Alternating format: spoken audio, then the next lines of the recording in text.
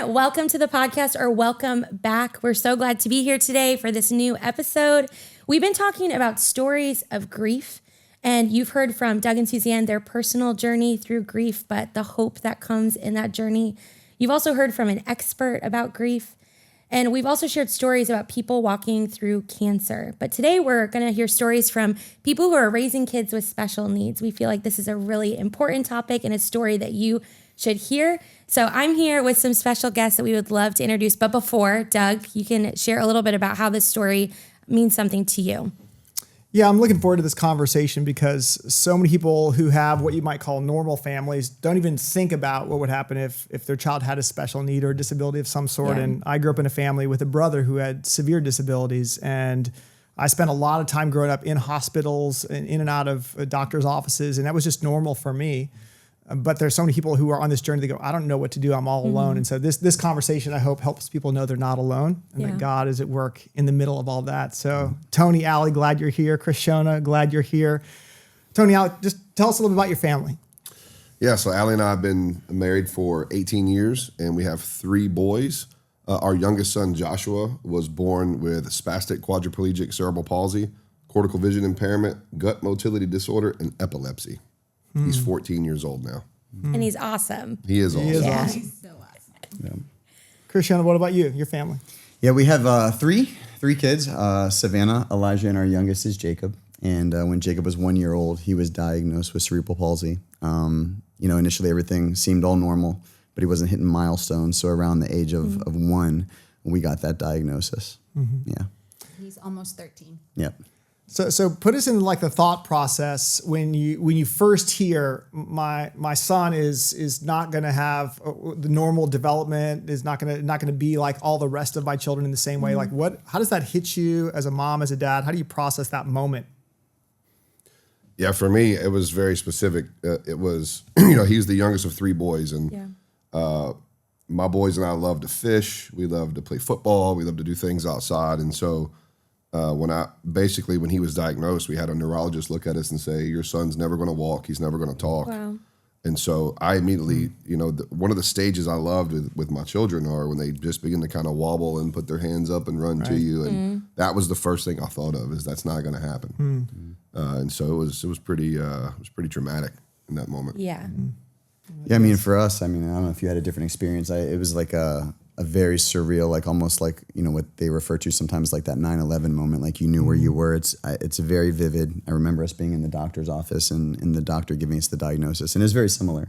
You have all these plans of what you think family's going to look like and vacations, and this is the life that we're going to live. And then suddenly, like in a moment, as you're hearing these words, everything just changes. And there's a lot of questions you don't even know, like, what does that even really mean? Right. But there was a deep, deep sense of loss and almost like death, almost. It felt like. I don't know if your experience was any different than that. I did not feel anything, I don't think. I am an avoider. I don't want to feel things. So there was so much to do, doctor's appointments and specialists and finding therapists and all of that. So I just got busy doing those things and surviving. And so it was a long time before I started to just let the Lord unpack those things in my life. Yeah. So it took time for me. Yeah. I think my first initial shock in that room, and the doctor was speaking these words, it kind of felt like that Charlie Brown, like wall. Like I didn't really hear what they were saying. And I just looked at the doctor and said, well, Jesus healed the blind. Because I was just like in denial. I didn't want to hear it. And but then I just got super busy with like figuring out, how do I take care of this child who's going to be different than the other 2 boys. Yeah. I remember when our son Jordan was born, I knew right away he had the same disability my brother had died of. And I remember sleeping on the laminate floor of the hospital with 2 cushions, and like you fall off in the middle. I woke up probably 10 times during the night thinking that's just a dream. No, this is real. That's just a dream. No, this is real. Just grappling with this new reality will affect the rest of our life. So when you think about, how do I grieve the expectation of, this is what I had for my son, fishing, playing football, like how do you go through the process of grief? You're an avoider, you're like right away like, oh wow, you've thought about it already. Like, how does that process work? I didn't.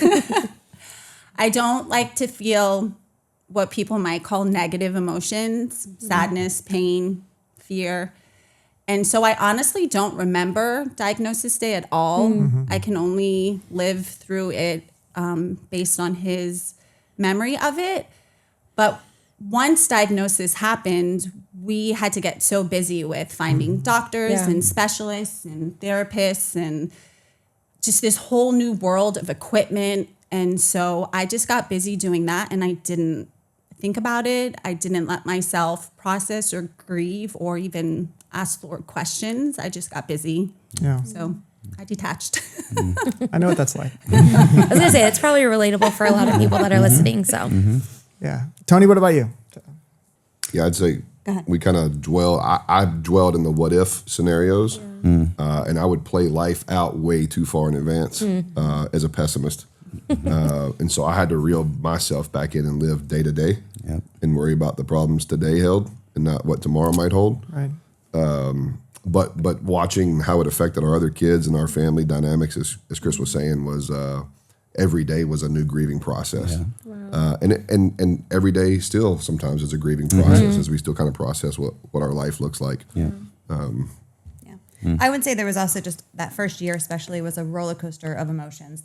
I'm an optimist, and there was times where I would just sink and just be like, why is God doing this to us? And he'd be like, God's got a plan, babe. And all of a sudden he would come out of the woodworks. I'm like, who are you? But for the most part, it was the other way. You know, he was very like, you know, not woe is us, but a little bit like, why are we walking through this? And I'd be like, God's got a plan. God's going to, Romans 8:28, he's going to redeem this. He's got a reason for each and every step of this process. But it was kind of that roller coaster back and forth, I feel like.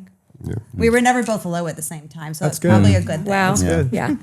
Yeah, and there's the processing that you do as husband and wife, and then there's the processing you do when you're all by yourself with God. So put me in that conversation, because you know there's so many things that when all the noise stops and you're alone with your thoughts, that some of those deeper, more challenging questions come. What was that like for you in those early days? You want? Yes, I would say the weight of not processing eventually catches up with you. And it felt like for me that there was a vice grip around my soul and that I would explode if I didn't start to just lay things down before the Lord. And as I started to grieve, as I started to ask questions and even just let go of anger and just let the Lord hear everything that I was thinking and feeling, that my heart started to soften, and he was so faithful to fill all of those spaces with himself. I don't think I ever got the answer that I was looking for, but the answer was always what I needed, and it was 99.9% of the time, 100% of the time, he was the answer. Right. It's like, I'm the answer. What you're looking for isn't going to meet whatever the need is that you think that it's going to meet. It's not. Yeah, it's interesting. I think, initially, and I never like shook my fist at God, like, how could you? Like, I just never did that. But there is the question of like, why and how, and then to watch her process. I think later on, your question was like, what's the point of all this? Like, what's the purpose? What's Jacob's purpose? So I think the questions change over time in the process of just raising a child with special needs. But like what you said, like I love the idea of like in the end, it's always more of him. It's like the difficulties that press you into him, and what you really need is more of him. I think that's what we've discovered more than anything else, is that he's always the answer. Yeah.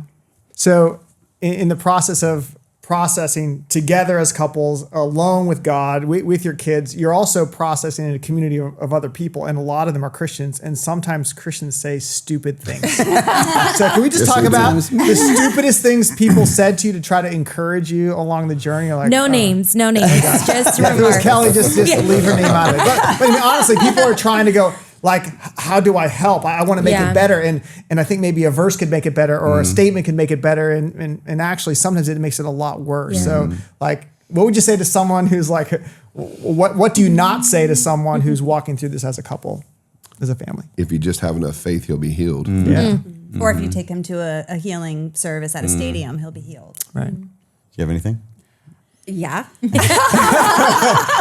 Oh, we might go off on a whole tangent here. This is good. Shona, you go. In the very beginning, it was probably right after diagnosis, someone said, I don't remember a lot of this season, but I remember being in the car on the way home, had just gotten off of 595 right before our house, and someone said that God was going to use this to make Chris and I just ready and available and not good, but just ready for ministry. And I was so angry because first and foremost, I didn't marry a pastor. Right. I didn't ask to marry a pastor. I didn't ask to be in ministry. And so take it back. Yeah. Like, no, I don't want you to make me ready for something that I didn't even ask for. It wasn't the time for it. It's not what I wanted to hear. And I was really angry about it.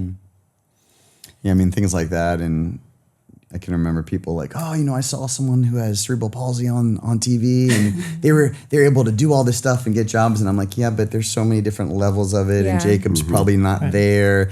And I think, I'm always believing that people mean the best. Yeah. But it's hard, especially up front when you're trying to process it yourself. The pessimist always believes. Yeah. Well, I mean, like I have to, or otherwise I get really mad at people. I think I've got to believe that, like, man, they really want to comfort, they want to be there. They just don't know what to say. I've been there when people are suffering and I don't know what to say, and it's like you just throw Romans 8:28 out, like, oh, he'll work all things together for good.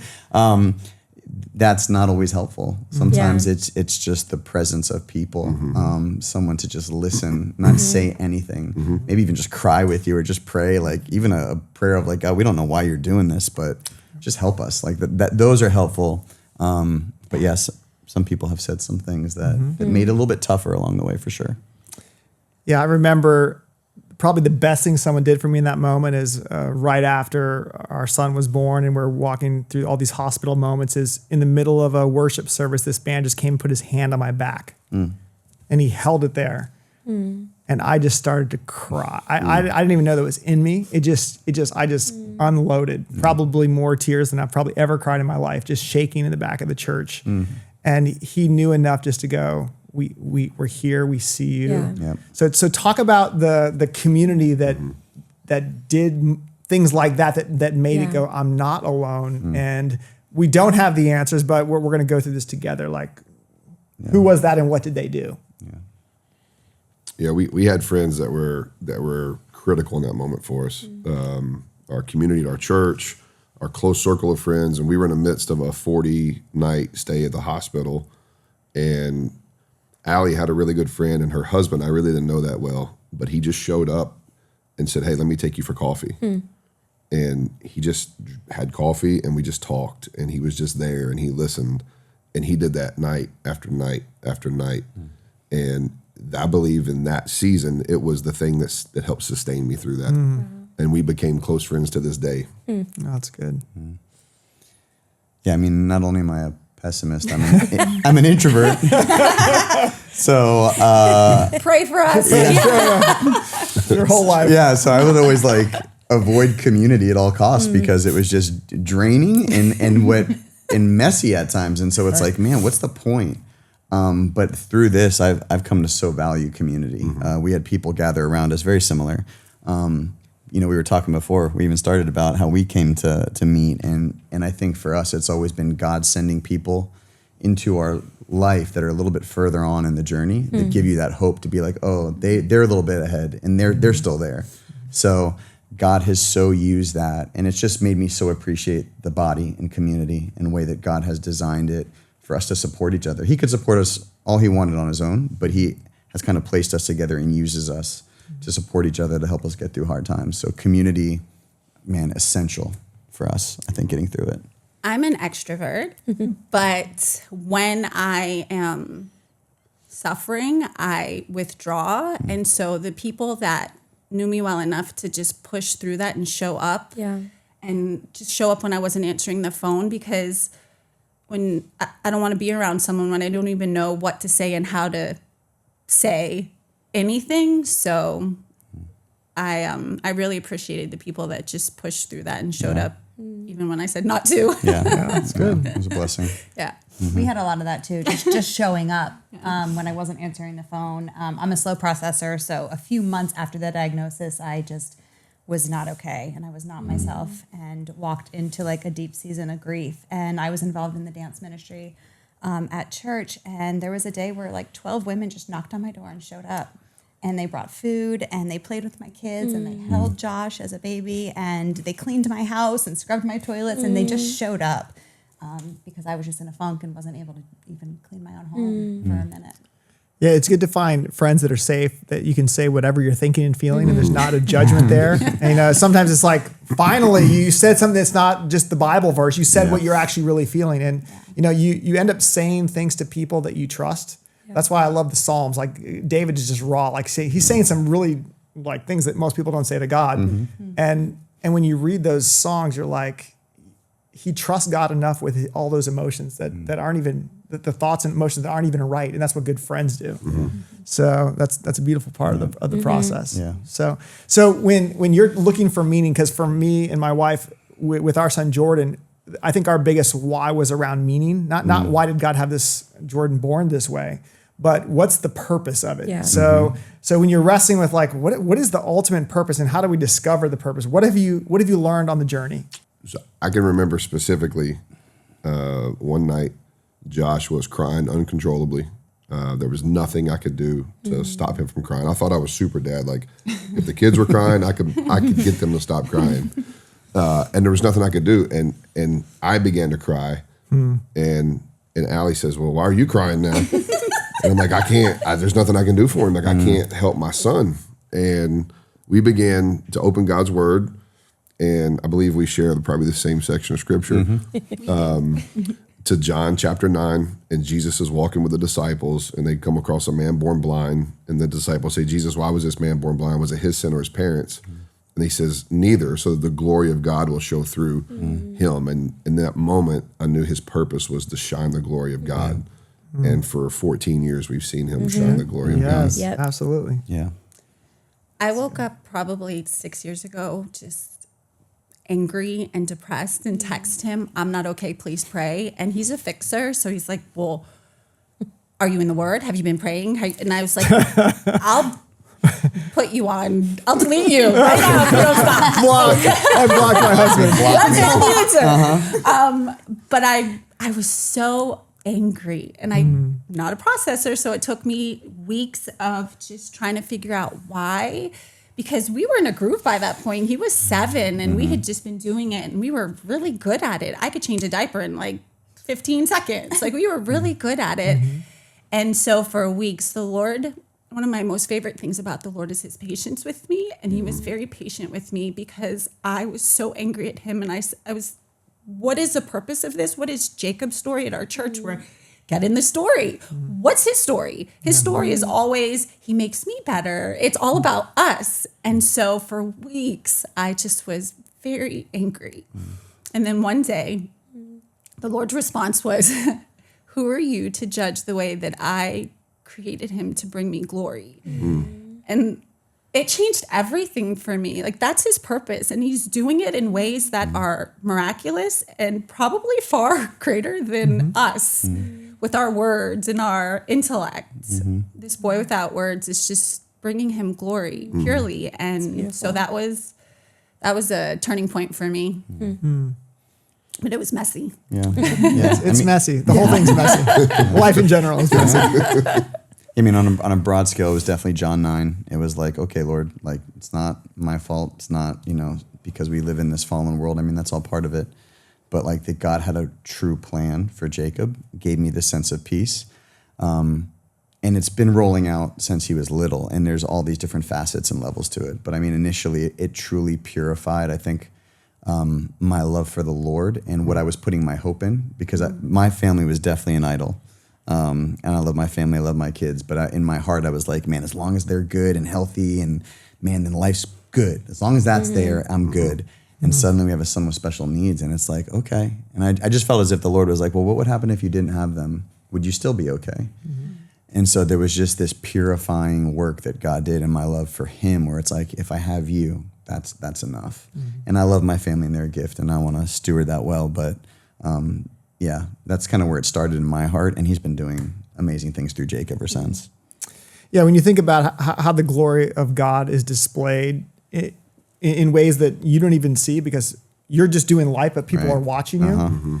I mean, I remember distinctly for us just processing both the life of our son Jordan, then after he passed away, a worship leader in our community who was struggling with his faith came up to us and said, I really began to just doubt, is God real? I had church issues, church hurt, betrayals, issues in my life that God just didn't answer me. He said, but the most tangibly I've ever seen the hand of God is the way that you and your wife cared for your son Jordan when you were just doing your life. I mean, we were youth pastors and you're like feeding your son with a G-tube while you're doing the Bible study. It's like normal to you, but everyone's like, what is going on? That's a lot. But for you, it's normal life. And you don't realize so many people are watching you going, is Tony going to crack? Yeah. Is she still going to acknowledge that God is good in all of this? So have you guys ever had those moments where people are like, I've been watching you? It might be a little creepy at first, but that's part of the way that glory is articulated. Yeah. Yeah. I mean, countless times people have really encouraged us with, hey, you've helped me so much just from watching the way you love and serve your family over the long run. But then countless times just eating at a restaurant, somebody's bought our dinner. Say randomly someone decided to pay for your dinner because you're in the G-tube. He's trying to, so there's been these little short things just at a dinner, and then people watching over the long run that have encouraged us by telling us how much they've been encouraged.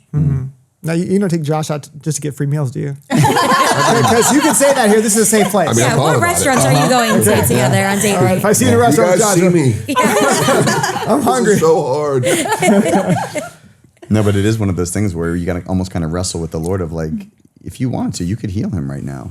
And it would be an amazing miracle and you'd be glorified and newspapers and news stations would come and like, well, look at what God did. Look at this amazing healing. But it would seem as if like the miracle of sustaining grace in a family over the long haul seems to bring him so much more glory. Yeah. And that's hard to can you do it to someone else? But like you said, there's just something when it's tangible, when it's not a book you're reading or a podcast you're listening to even, but when you see someone walking through it, it's like, how do you do that? And you're like, well, it's only because of him. Right. So I remember a moment. I was in my degree at FIU in Miami, and we went. It was a degree in teaching kids with disabilities, and we went to this orphanage of kids with Down syndrome. And this Catholic nun who must have been like 70 years old is looking at all these like 20-somethings that are all smart and good looking and thinking about, helping to save the world. And one of these kids was like, why are these kids born this way? Like, you're a nun, you've been doing this for 80 years. And I'll never forget not just what she said, but the look on her face. She said, if we were all the same, we wouldn't need each other. But God gives us children and people in our lives with disabilities and weaknesses to teach us humility and compassion. And she said it with like this, there was such a deep conviction in her heart. She had given her whole life to do this. And I was studying the faces of all these people, many who didn't believe in God or have a Christian faith. And I was watching the conviction of a woman who was talking about how the glory of God is displayed in weakness that she'd given her whole life to. And you could see like the minds of everyone going, I never really thought deeply about that, but God is teaching through our lives, which is crazy to think about. So when you think about someone who gets the news, maybe someone this week, someone's watching this podcast right now because they just discovered they have a son or daughter that's been born with special needs, or an accident just happened and they're in that mode. Like, if you could tell them one thing, like this is maybe the one thing or the first thing or the thing I would tell you to do, what would you say to them if you could say anything to them? I mean, I would say for sure, embrace the community around you. Don't isolate. Don't do what we did. Be That's intentional. And just embrace the community around you. Embrace the ones that you can trust. Yeah, I was going to say that, like, to find community as soon as possible. And I think just the idea, and Tony referenced it earlier, but just take it a day at a time. I think my biggest enemy has been my mind thinking about the future, because I'm a planner. And I'm like, what is this going to look like when we're 70? And he's a grown man. How are we going to take care of him? And the anxiety about the future can be overwhelming. And that's why it's important to find community and people that are a little bit further along to be like, oh, that's what it'll be like, and they're getting through. The idea of just taking it one day at a time, don't worry about tomorrow, I think has been something that carries me some days. And I don't know if you feel that too, or if you have a different. I would just say not to think it has to look a certain way or you have to feel a certain way to be okay with where you are when you're there. And because I think until you, take it from me, until you grieve, like you can't move forward. You have to grieve what could have been or what you thought would be. And I think it's a necessary part of the healing process. So just to be okay with what you're feeling and not think that it has to look a certain way. Yeah, I mean, grief and disappointment with life and with God, it shapes you in a certain way. So you guys are certainly different people than you were before this. So if you were going to say to the person who's like, okay, one day at a time, embrace community, but how am I going to end up? Am I going to end up bitter, cynical? Am I going to end up, how am I going to end up? How have you seen God shape you? Just to give our listeners sort of a hope for the future. How would God use this in my life? Yeah, I mean, God has used it in every facet of our lives. I fully believe that our marriage is better and stronger than it would be without Josh. I believe our boys are going to be incredible men because of their brother. I see them being incredible men because of their brother. Humility, compassion, patience. You talk about exercising the fruits of the Spirit. Yeah. It is certainly an everyday cycle of patience, and so I believe, I know that I'm a much better person because of my son. I know that, And it's not easy to know that in the beginning. Right. Yeah. Right. And in the beginning, until you grieve, if you grieve right away or months later, it's okay to not be okay for a second, but it's not okay to just ignore everybody and not reach out and stuff. So even if you don't need a whole community. If you have one person that you can go to and be raw and then just lay it all before the Lord when you're alone with him, he'll fill you and he'll sustain you and he'll give you just that peace and that comfort that he's going to get you through each one day at a time. Yeah, and something that came to mind as you're speaking is this isn't the only thing you've ever had go that's hard in your life. It's like God didn't just give you a child to steward that has special needs. You've all had your own things to deal with in your own lives, whether it be medical things going on or other children struggling in different ways or whatever. You've lived life. So how do you do that both for people who are dealing with something for themselves and have this child? How do you give them a hope that they're going to make it together? Yeah. So for me and us as people of faith, over and over and over again in Scripture, it's Psalm 143, Psalm 77, 1 Chronicles, you see David remembering what God has done. And we've had so many, what are we going to do moments in our life? And we've gotten through every one of those moments to this day. And so remembering that God is the same yesterday, today, and is the same God tomorrow, always re-anchors us to this is going to be okay. It seems detrimental at the moment, but God will sustain and take us through it and teach us something through it. Yeah. Yeah, I think I'd agree. Just clinging to his promises. I mean, your heart and your emotions will take you one way. And you've got to find a way to continue to bring your mind and yourself back to truth. And he's never failed us. And so no matter what it is we face, it's like, okay, you got us through, you'll do it again. And it gives you just perspective on life, just on not just the good things, but even the difficult things. Because you will suffer in other areas, but in the same way that he's been good to you and faithful with your child, he'll be good to you and faithful in those other areas too. So it's just become this place where he proves himself faithful in our lives. I think over and over and over, where if life was perfect, we wouldn't necessarily experience that. Like I said before, you may be able to read a book on it, but when you experience it, it's like, man, you're so good. That's been something that carries us through everything. Yeah. No, sorry. I was going to say, when you think about the book of Job and you look at all that Job suffered, it's like the loss of kids, the loss of business, the loss of all his income, the loss of his friends, the loss of his health. It's like all those accumulated losses all stacked on each other. And one of the things that he said that deeply resonates with me is he says, God, he knows the way I take. And when it's all done, I'm going to be like gold. It's like I'm in a fire right now, but I'm confident in who God is. And I refuse to give up on my faith in God. And so it's almost like this gritty resolve that just says, in the same way, I refuse to give up on my marriage because this brings a special tension in marriage. Yeah. Many couples that have a child with disabilities, they end up getting a divorce and because they don't know who to blame or what to do with their emotions, and so that they do that. But there is a resolve that says, I want my wife and I and my God and I to be like this at the end. So I'm going all in on that, whatever it takes. And there's something about that resolve that's sweet in the end. And you guys have that. It's so evident. Like you guys fight for your marriages, you fight for your families. It's not a decision. And you fight. They fight. Yeah, we fight everyone's We've seen a couple of them. We've been part of those. I wanted to wrap up our time. Obviously, through these experiences, you guys have become friends, which is beautiful. And you guys have hopes and dreams for the special needs community. Yeah. So even just thinking about your boys, like they're amazing, both boys. And obviously you've grieved some of the loss of expectations, but there also is a hope for what will happen in their life. So can you just share, like, out of, what's happened in your life, a lot of times that's where the Lord works and stewards your dreams.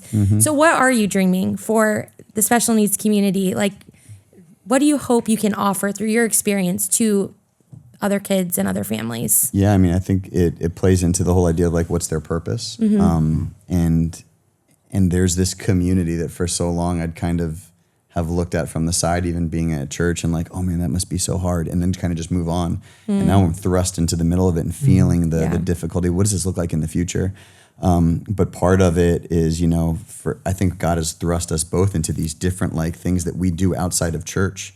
For us, it's leading a small school for kids with special needs. And then what does it look like once a kid ages out of the system, once they hit like 22, 23, and they're not supported by the government anymore necessarily, and you got families that can't really take care of these kids anymore.